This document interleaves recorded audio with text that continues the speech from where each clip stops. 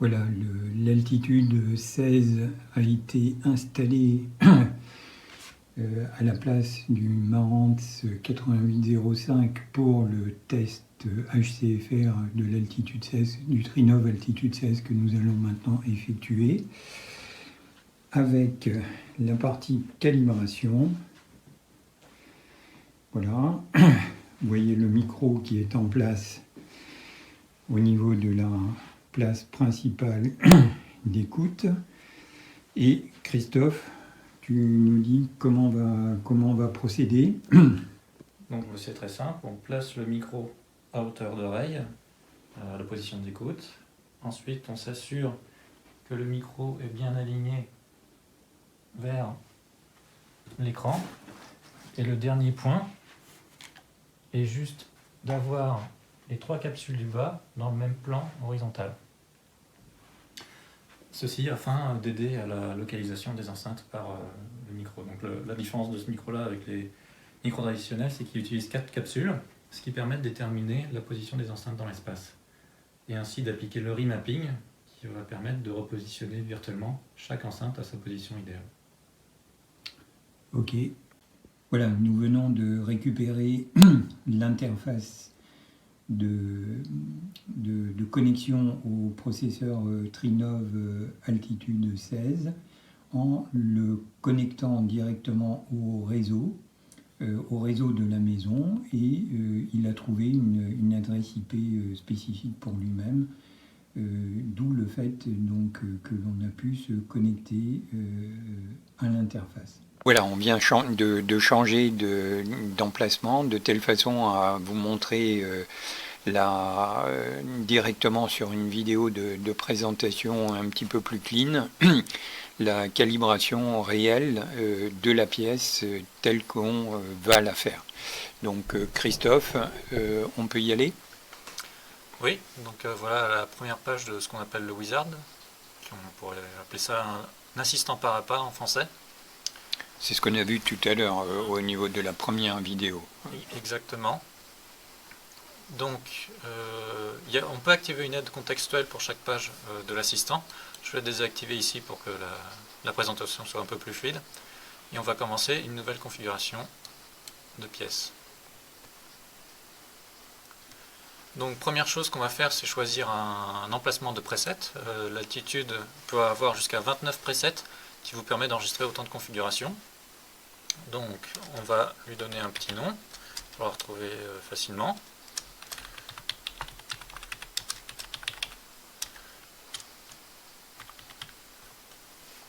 Voilà, on passe à l'étape suivante. Donc, on est ici dans l'assistant de configuration du layout. J'essaye de trouver un terme français. Du positionnement d'enceinte. Donc, la première chose qu'on va faire, c'est de choisir par un modèle qui va servir de base à la composition de notre système. Donc, comme Hugo est dans une configuration Atmos 9.1.6, on va partir de cette configuration-là et on va ajouter les deux, donc l'Atmos 9.1.4, et on va ajouter les deux enceintes top-middle manquantes par la suite. Qui sont en réalité des height middle, des surround height, mais que l'on va réaffecter tout à l'heure sur la base de ce modèle. Donc on voit que tous les haut-parleurs se sont affichés dans la vue en 3D. Alors effectivement, on voit ici au niveau oreille les 9 enceintes au niveau oreille. Donc ce sont les enceintes vertes. Donc il y en a bien, voilà, comme par exemple ici la right wide qui est mise en jaune. Et donc on va rajouter donc à cette configuration pour la passer en 9.1.6, puisque là pour le moment on n'a que 4 tops dans la configuration. Donc je vais ajouter deux enceintes de format Atmos qui sont des top middle. Donc hop, je vais ajouter top middle.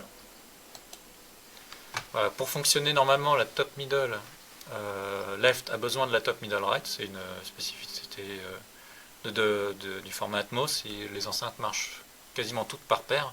Donc si vous avez une left top middle, vous êtes obligé d'avoir une right top middle pour que ça fonctionne. Donc il nous propose de l'ajouter automatiquement dès qu'on ajoute la première. Donc on va répondre oui. Voilà, et effectivement, on voit maintenant que les deux enceintes donc, sont apparues au niveau du top middle. Encore une fois, c'est une configuration générale de positionnement, sachant que par la suite, puisque physiquement les enceintes sont en position surround height, on pourra les changer au niveau du layout réel par la suite. Par exemple, pour l'instant, elles ont été préconfigurées automatiquement en top, middle, left et right pour les formats Dolby. La même chose pour le format DTS. Par contre, comme il n'y a pas d'équivalent en Euro 3D, il n'y a aucune affectation pour l'Euro 3D. D'accord. Mais on pourra le changer a priori pour, par exemple, les mettre en rear surround height. Par exemple, on pourrait effectivement les mettre en height left surround et height right surround. Et je te propose donc au niveau d'Atmos qu'on les mette en height. Donc au lieu de les mettre en top front, on va mettre en front high. Il faut juste que je le retrouve. Voilà. Même chose pour le right. Voilà. Faire la même chose sur cette configuration là.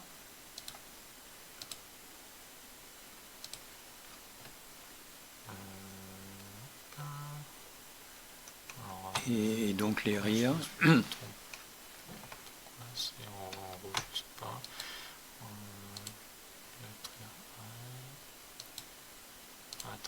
Je me suis trompé en fait, j'ai fait un left front, c'est un right. Donc là on a vu en fait quand quelque chose apparaît en rouge, c'est qu'il y a une erreur de configuration. Donc par exemple, je me suis trompé entre le devant, les high de façade et les high sur le mur arrière. Et donc, comme j'expliquais, comme les enceintes fonctionnent par paire, gauche-droite en Atmos, j'ai donc une erreur de configuration que je vais corriger simplement en reprenant la bonne enceinte. Hop. Là, voilà, donc on a repositionné les enceintes top en enceintes high, donc en fond de salle. Et on va terminer la configuration. Puisque effectivement, physiquement, ça correspond. C'est là où elles sont plus proches. Donc autant partir sur. C'est ce qui correspond à la configuration réelle et au positionnement réel des enceintes. On n'a pas dit pourquoi c'est en rouge au niveau du DTS-X. Alors là, pour l'instant, c'est en rouge parce qu'il y a toujours la limitation en 11 canaux du DTS-X qui est activé dans l'interface. Par contre, comme on a une version bêta avec le DTS-X Pro, on va quand même pouvoir ajouter des canaux supplémentaires au DTX au-dessus des 11 canaux de base. Voilà, c'est-à-dire que effectivement le processeur fonctionne avec le DTS-X Pro. Par contre, effectivement, au niveau du traitement tel qu'il est fait, pour le moment, ce n'est pas encore validé et c'est pour ça que ça apparaît en rouge. Alors même que ça fonctionne tout à fait, de façon tout à fait cohérente. On est encore sur une bêta, voilà. Donc bien sûr. C'est une primeur de HCFR de pouvoir tester le DTS-X Pro. Vous êtes les premiers au monde à avoir pu l'écouter en dehors de nous à Trinov. Et bien encore une fois, Christophe, merci beaucoup. Est-ce qu'au niveau de l'Euro 3D, pour être cohérent par rapport à la reproduction Euro, est-ce qu'on peut mettre en on les rear height, on peut très bien le faire. Voilà, comme ça on est vraiment dans la configuration Euro standard, c'est-à-dire du 7.1.4, le 4 étant composé du front, des height front et des height surround. Donc on est vraiment dans l'utilisation potentielle, enfin dans la configuration d'utilisation permettant l'utilisation optimisée de chacun des formats. Exactement. Et on l'a vu, on peut faire le routing qu'on veut dans la limitation permise par chaque format. D'accord. Juste une petite chose au niveau de l'amplification, si tu pouvais nous dire, voilà. Donc en fait, on peut servir des canaux supplémentaires de altitude, non seulement pour avoir plus de canaux discret, mais aussi pour faire de la bi-, tri- ou quadri-amplification. Alors, dans notre cas, et ça correspond à mon installation, donc qui est 9.1.6, et vu le fait qu'on est en train de tester l'altitude 16, où on utilise l'ensemble des canaux, on ne peut pas faire de bi-amplification. Par contre, et c'est ce qui sera fait dans le test effectué par Pascal Passander, qui lui a une configuration physique 9.1.4, éventuellement il aura été possible soit de calibrer 2 subs, soit éventuellement dans le test qui a été fait qui sera fait chez Cyril Roseau, qui a physiquement une installation 7.1, eh bien il sera possible avec l'altitude 16 et par le biais donc de ce rerouting de configuration, de bi-amplifier ces enceintes frontales LCR, CETAD frontale. Alors, autre particularité qu'on a ici, vous avez vu qu'il y avait plusieurs colonnes pour ce qui pourrait être un même format, donc Atmos et Dolby.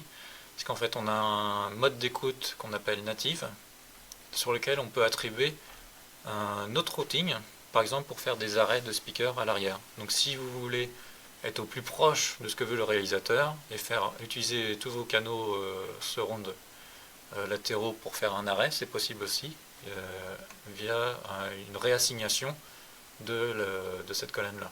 Donc on pourrait mettre left surround sur toutes les enceintes qui sont sur la gauche, par exemple. Les wide, les surround et les surround back, on pourrait très bien les mettre en left surround et avoir un rendu 5.1 en arrêt, comme au cinéma.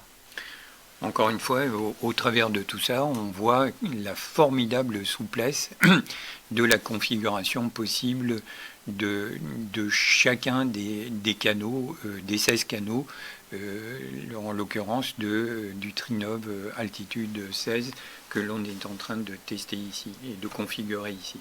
Alors on peut même aller plus loin, c'est-à-dire que pour chaque colonne et pour chaque enceinte, on peut déterminer un gain particulier. Donc par exemple, si vous avez tendance à trouver que je ne sais pas quel format n'est pas assez de volume sur les surrounds, vous pouvez le préajuster ici, si possible, si vous le désirez. Alors autre fonctionnalité, les EQ, les equalizers paramétriques. Donc vous pouvez pour chaque enceinte ajouter des égaliseurs paramétriques, que ce soit un peak notch ou un shelving, avec autant de points que vous le souhaitez. Encore une fois, donc ce que l'on voit ici, c'est un égaliseur, un vrai égaliseur paramétrique, donc avec la fréquence ici 100 Hz, avec le gain possible et surtout la possibilité de faire varier le Q, donc la largeur du filtre de correction. Avec, et en plus l'ordre tel qu'il est. Et donc pour chaque EQ paramétrique, vous pouvez les sauvegarder. Vous pouvez aussi les exporter sur une clé USB pour le remettre sur notre installation si vous avez envie.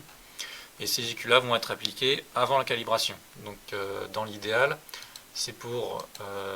c'est ce que fait JBL. C'est ce que fait JBL, c'est-à-dire qu'ils ont une série de EQ paramétriques qu'ils eux appellent anéchoïque EQ, qui leur permettent une fois qu'ils sont appliqués, de retrouver les caractéristiques de l'enceinte telles qu'elles ont été mesurées dans une chambre anéchoïque avant la mesure globale. C'est-à-dire de partir avec l'égalisation, donc qui permet de linéariser l'enceinte à la base directement chez le fabricant. Exactement. De retrouver la même caractéristique, c'est-à-dire la même enceinte avec la même réponse théorique lorsqu'elle est positionnée chez l'utilisateur. Voilà. Enfin, une autre spécificité Trinov, c'est que le connecteur de sortie n'est pas préassigné à une enceinte en particulier. Donc par exemple, ici la sortie 1 est sur la gauche, mais je pourrais très bien mettre la sortie 1 pour le canal surround gauche.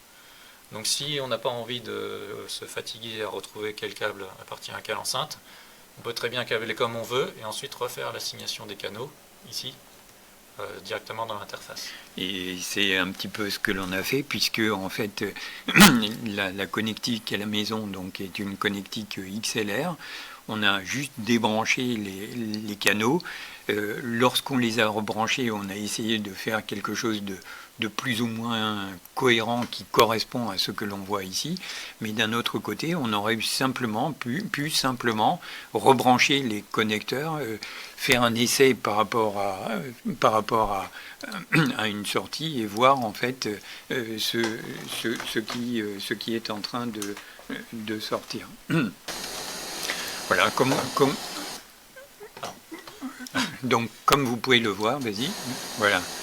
Et, effectivement, il s'agit de l'enceinte gauche. On essaye par exemple celle-là, la right wide. Est-ce qu'on ne s'est pas trompé dans... Non, c'est bien ça. C'est bien ce que... Elle est à gauche, là. Oui, pardon. Voilà. Donc typiquement, en fait, je pense que le 8, on a dû mettre le sub. Voilà. Voilà. Ouais. Donc on va y avoir un petit décalage qu'on va rectifier rapidement.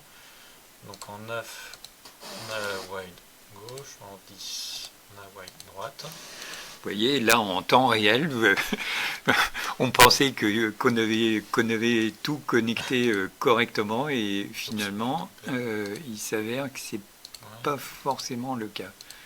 Mais ça se corrige rapidement. Donc, voilà. Et quand on a jusqu'à 32 enceintes ou même 48 maintenant à régler, c'est pratique de pouvoir vite revenir comme ça sur les réglages quand on a fait une petite erreur sans avoir à... Alors, c'est vrai que c'est une capacité que l'on n'utilise pas tous les jours. Mais c'est vrai que ça montre encore une fois toute la souplesse de la configuration que permet l'altitude. Voilà, et droite. Voilà, donc on peut passer à l'étape suivante. Juste, donc là, on peut faire bouger la vue 3D. On peut cliquer sur l'enceinte pour la sélectionner plus rapidement. On peut aussi cliquer ici sur le carrousel, ce qui la surligne automatiquement. Et si vous voulez vous donner une meilleure idée, vous pouvez changer la taille de la pièce directement pour qu'elle corresponde plus à la vôtre. Donc, passons à la suite. Effectivement. S'il veut bien. Alors, Bus management is off. Réglage du bus management, on commence par l'activer. Et ensuite, on peut définir pour chaque enceinte une fréquence de coupure différente pour le passe haut et le passe bas avec le subwoofer. Donc par exemple, on peut, dans ton cas... Alors, dans notre cas, toutes les enceintes au niveau oreille, on peut les couper à 60, parce que c'est ce que je fais d'habitude. Donc et toutes les heights, on va les couper, donc les JBL Pro.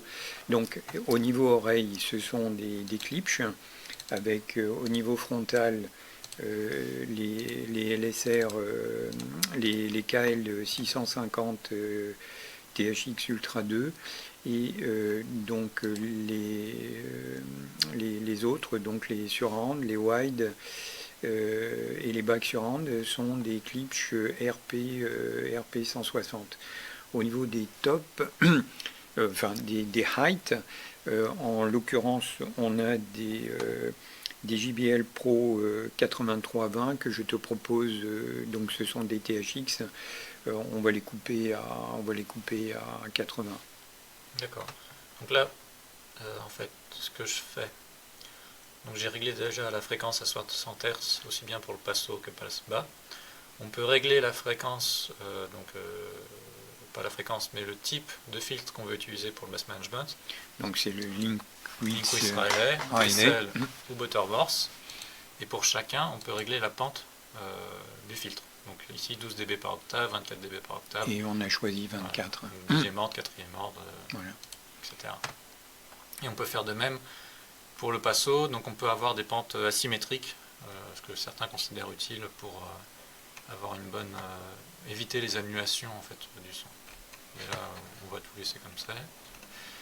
Donc j'ai sélectionné les enceintes au niveau des oreilles, puisqu'on veut qu'elles soient toutes à 60. J'ai délibérément mis à l'écart les enceintes top, parce qu'elles vont rester à 80, c'est le réglage par défaut. Tout à fait. Et on a ici un seul sub, donc on va appliquer sur le sub. Même si effectivement on a physiquement 2 subs, en fait les 2 subs sont reliés par un Y en sortie de l'altitude 16, et donc les 2 subs seront égalisés comme une seule source. Sachant que dans notre cas, ça ne pose aucun problème puisque les 2 subs sont positionnés symétriquement à l'avant, à gauche et à droite. Donc on peut vérifier ici pour chaque enceinte que le réglage a été affecté correctement. Donc on voit qu'on retrouve la fréquence de 60 Hz pour l'enceinte droite sur le sub 1. Si on avait plusieurs subs, on pourrait assigner une enceinte sur un ou plusieurs subs indépendamment pour chaque enceinte. Là tout va bien, et quand on va passer sur les tops, on est passé à une fréquence de 80 Hz. Et donc tous les tops sont bien à 80 Hz. Donc chaque enceinte, on peut aussi pour le bass management donc inverser la polarité, comme on le voit ici. On peut également changer le gain par sub pour une enceinte donnée. Enfin, dernière option, on peut faire du bass management en cascade. C'est-à-dire, par exemple, pour une enceinte qui descendrait vraiment pas suffisamment bas pour un bon raccordement avec le caisson, par exemple, disons une enceinte top, on peut d'abord rediriger le graphe de cette enceinte sur l'enceinte qui est juste en dessous, et après, cette enceinte-là sera elle-même bass managée par le caisson. C'est-à-dire un bass management à plusieurs niveaux, et c'est ce qu'on a prévu de tester chez Pascal Passander, si mes souvenirs sont exacts quant à ce qu'on a prévu. Bref, voilà, on verra ça plus tard. En tout cas, c'est possible. Enfin, dernière partie, le LFE, donc le canal point 1, qui est relativement indépendant du bass management en lui-même, puisque c'est vraiment un canal dédié. Et lui-même, donc le LFE, on peut le diriger sur un sub, sur plusieurs subs, voire sur des enceintes différentes si on n'a pas de sub. Donc supposons qu'on ait une configuration 5.0 avec 2 grosses enceintes en gauche et droite qui servent aussi pour les filles, on pourrait rediriger le canal LFE sur ces 2 enceintes uniquement et pas juste sur toutes les enceintes à la fois. À nouveau, encore une fois, une formidable souplesse et une configuration possible telle qu'on en a envie ou telle que c'est nécessaire. Avec effectivement ici les plus 10 dB correspondant au réglage standard des prises de son et de l'encodage, qu'ils soient Dolby ou DTS. Donc on peut le désactiver, mais il faut le laisser évidemment par défaut pour avoir le rendu correct. Et on a aussi ici une option pour enlever du niveau quand 2 subs sont superposés l'un à l'autre, parce que par effet de proximité, ils vont développer une pression supérieure, et pour éviter, pour que le rendu ait un niveau correct, une perception correcte, on peut choisir d'activer cette option ou non. Sachant que dans notre cas, effectivement, nous on n'est pas... les subs sont suffisamment écartés l'un de l'autre pour que le phénomène ne se produise pas. Donc on n'est pas dans ce cas-là. Donc continuons. Donc le réglage du microphone. Donc chaque microphone est calibré par Trinov. Vous avez une clé USB qui est fournie avec et qui permet d'importer le fichier de compensation du micro. Donc on ne va pas faire ici parce qu'il est déjà présélectionné comme il faut. Ensuite vous avez un rappel qui vous montre le connecteur à l'arrière qu'il faut utiliser pour brancher le micro. Donc sur l'altitude 16 on n'a qu'un seul type de connecteur, oui. C'est un connecteur XLR 5 points. Sur l'altitude 32 on pourrait aussi utiliser 4 connecteurs XLR pour un connecteur par capsule. Donc le positionnement du micro, comme on l'a vu tout à l'heure, on l'a présenté, il est important de mettre le micro au niveau de l'oreille, de pointer le micro en direction de l'écran et d'avoir les 3 capsules les plus basses sur le micro dans le plan horizontal. Enfin, on peut allumer le micro tout en n'omettant pas d'enlever le capuchon. Voilà, donc le micro est allumé. Tu as bien enlevé le capuchon, Christophe. Voilà, allons-y. Voilà, donc on va d'abord régler le niveau de sortie de l'altitude pour être sûr que le calibrage se fasse de la meilleure manière possible. Donc un des objectifs, c'est entre autres de passer au-dessus du bruit de fond de la pièce, mais aussi de calibrer à un niveau qui correspond à peu près au niveau d'écoute. Donc effectivement, ce qui est proposé ici, c'est de calibrer à 80 dB. Donc on y va. Et effectivement, il y a manuel. On verra ça tout à l'heure. Manuel et auto. Donc en manuel, en fait, on fait passer le bruit rose d'une enceinte à une autre. Et en auto, c'est l'attitude qui charge elle-même de passer d'une enceinte à une autre. D'accord. Donc si on a des enceintes actives, par exemple, on peut, pendant que la machine change d'enceinte, régler le niveau de l'enceinte active. Ou si vous avez un réglage de gain sur vos amplis, ce qui peut être le cas pour un caisson de basse, par exemple, vous pouvez en profiter pour régler le niveau. Donc là, on va juste vérifier qu'il y a du niveau partout.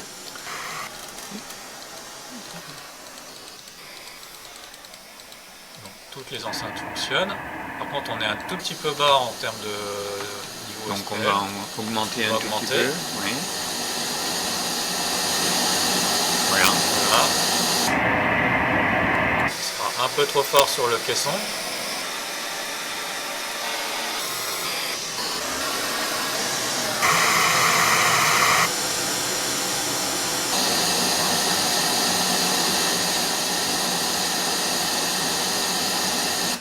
Donc on l'a vu, l'important c'est d'être dans le niveau vert, hein, plus ou moins quelques dB, ça n'a pas d'importance.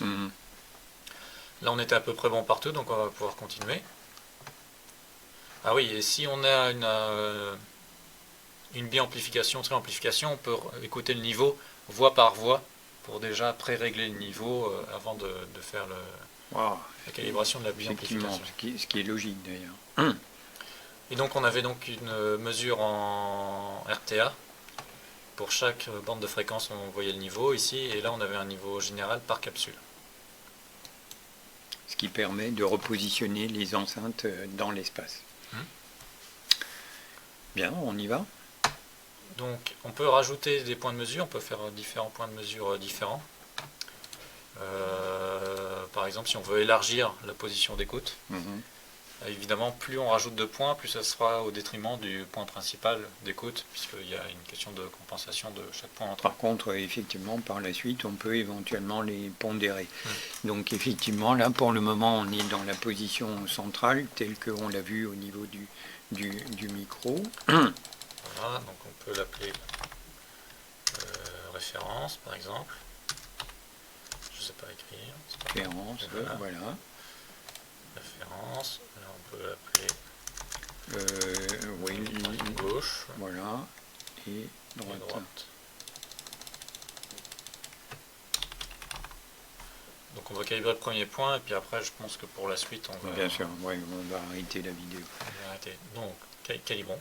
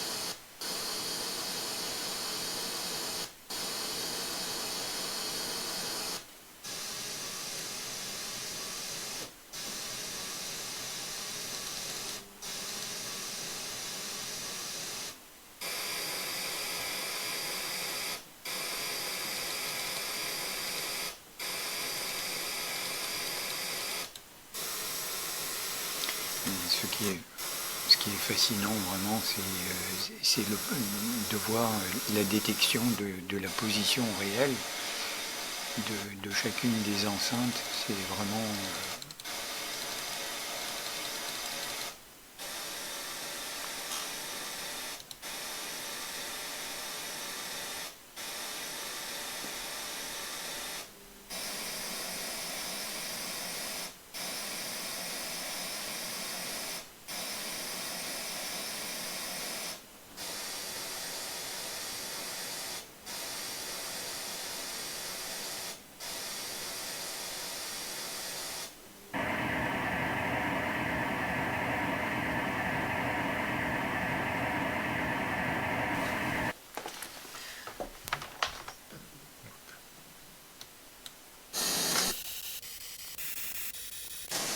Alors, ce qui est intéressant dans ce contexte-là, c'est que physiquement, l'installation, évidemment, n'a pas changé.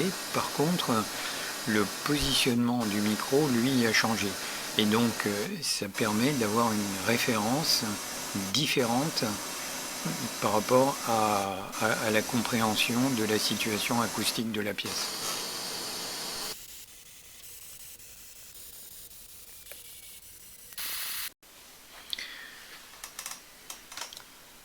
Donc voilà, après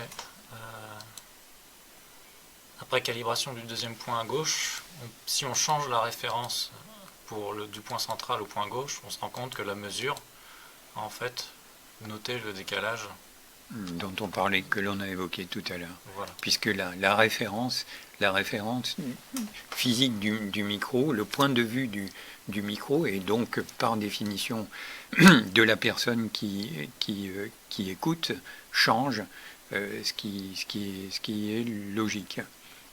On va procéder avec le troisième point.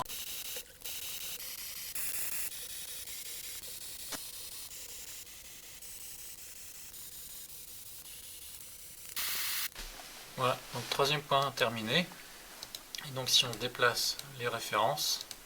Voilà, encore une fois, juste la référence centrale, donc correspondant physiquement au positionnement, on va dire, en face de l'écran, au point milieu. On va appeler ça le golden seat. Et puis les prises de mesure donc à gauche, point de vue de la gauche vers l'installation, et le point de vue de la droite, c'est-à-dire de la personne qui est assise sur la droite. Donc maintenant on a calibré, on peut continuer. On va passer à la pondération des points de calibration. Donc par exemple, si vous écoutez en égoïste, la position de référence, vous pouvez vous mettre ici 100%. Si vous voulez une répartition, une équirépartition, vous pouvez activer la distribution automatique qui va affecter ici, comme on a 3 points, un tiers de pondération pour chaque point. Si par exemple vous écoutez à plusieurs mais avec une préférence pour la position d'écoute, on pourrait très bien ici mettre 80, 10-10 ou 60-20-20.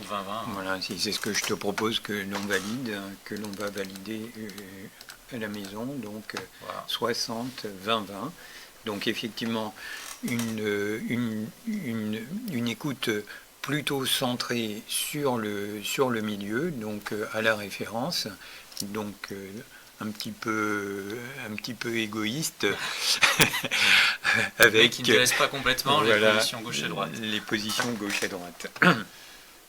D'ailleurs la référence est encore restée à droite, mais on peut la modifier à posteriori évidemment.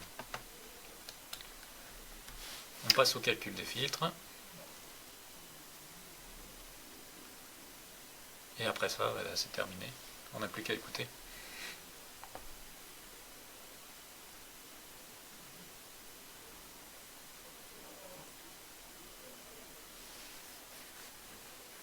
Donc le calcul dépend du nombre d'enceintes, du nombre de positions qu'on a choisi, évidemment. Absolument. Alors là, on a quand même 16 configurations qui multiplient 3 mesures, donc ça fait 32, 48 48 mesures corrigées en fonction des pentes, etc.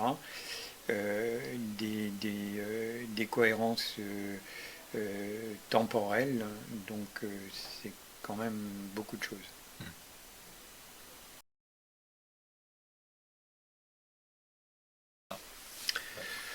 Donc une petite présentation, donc éventuellement par rapport à chacune des enceintes. Voilà, donc une fois que vous avez terminé, l'assistant vous conseille d'aller vérifier les graphiques pour les mesures de chaque enceinte, éventuellement de régler les réglages avancés si vous voulez aller encore plus loin dans le rendu sonore, ou le personnaliser, et dans le même esprit, utiliser une courbe cible, target curve en anglais, pour vraiment affiner à votre oreille le rendu final. Et voilà, tu débranches le micro et on revient effectivement à l'interface principale. Est-ce que voilà, on est ici effectivement, c'est vraiment fabuleux tout ce que l'on peut découvrir. Tu nous affiches juste l'enceinte, voilà, chacune des enceintes. Oui, donc on peut afficher toutes les enceintes ensemble ou une seule à la fois. On peut afficher la mesure pour chaque point de mesure.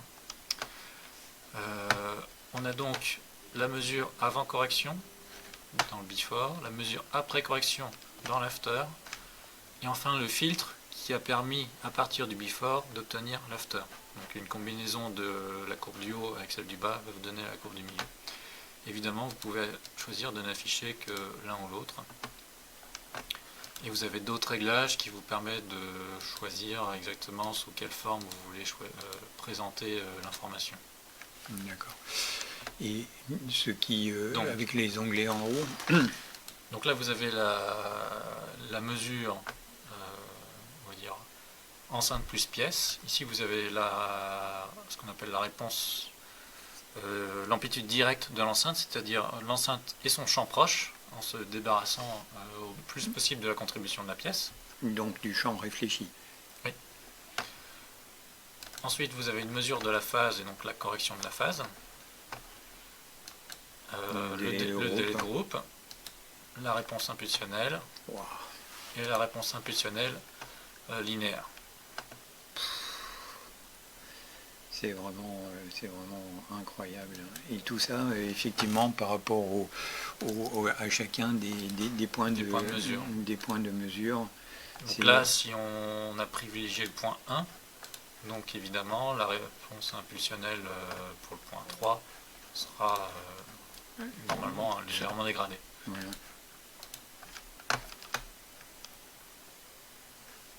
D'où l'intérêt, effectivement, d'avoir positionné plusieurs filtres, voire plusieurs presets, et éventuellement de pouvoir basculer d'un preset à l'autre, c'est-à-dire quelque part, voilà. Là, on a le preset qu'on a fait, on peut très bien le copier sur un autre endroit, donc je peux le copier ici, par exemple. Je vais le copier. Et à partir de ce preset, remodifier les réglages. Et ensuite, on peut à la volée passer d'un preset à l'autre pour comparer les résultats et sélectionner qu'on le suit. Par exemple, on pourrait faire un preset 11, donc, où on va affecter 60% à gauche et 40% au centre, voire voilà. Si je fais gauche, ensuite je vais aller le régler dans les settings. Hop. Donc là on avait 80, 20, 20. Si je veux 60 à gauche, on va mettre 20 à la référence et 20 à droite.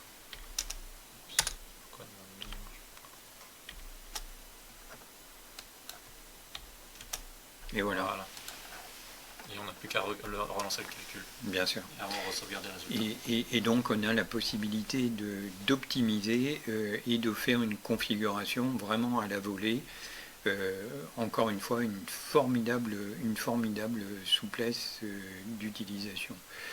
Est-ce qu'on peut ajouter encore autre chose ou je pense qu'on a tout vu et je vous propose d'arrêter là cette vidéo.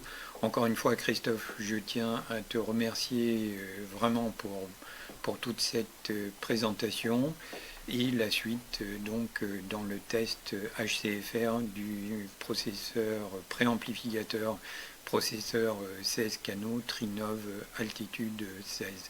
Merci beaucoup pour votre attention et à bientôt. Au Merci. revoir.